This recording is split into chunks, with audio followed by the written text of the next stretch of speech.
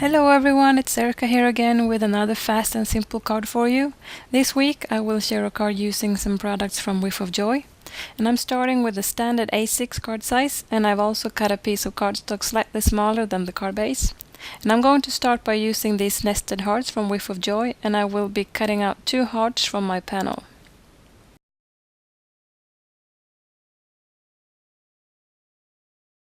And here I've cut out the hearts, and I will be using the negative for this card, and I will also be saving the 2 hearts for another project.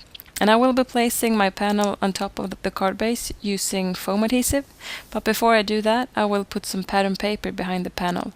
And I will be using paper from this 6x6 paper pad that I really like.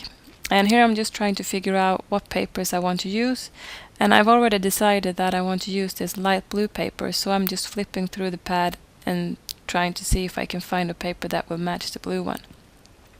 And I finally decided on this orange polka dot paper, and I think these two will look good together.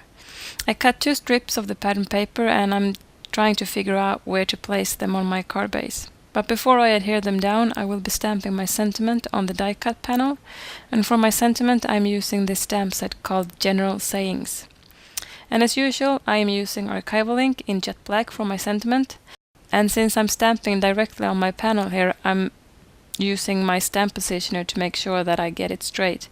I didn't get a very good impression on my stamp positioner here, but that doesn't really matter since I can still see where the sentiment starts and ends, and therefore I can still line it up as I wish. Using a stamp positioner is a great idea since it can be hard to get the stamp exactly where you want otherwise. And I tend to mess up a lot when stamping, so the stamp positioner is a very handy tool for me. And now that I've stamped my sentiment on the panel, I am adhering the pattern papers to my card base using my tape runner. I'm not being too careful with the placement since I will be covering up most of it anyway, and I'm just making sure that the paper doesn't come too close to the edges of the card.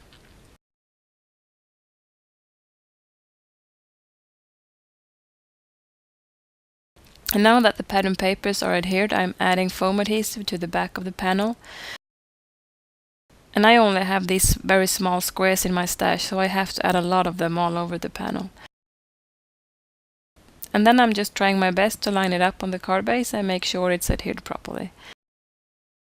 And that was my card for today. It was very fast and simple, but I hope you liked it, and I will see you again next time. Thanks for watching.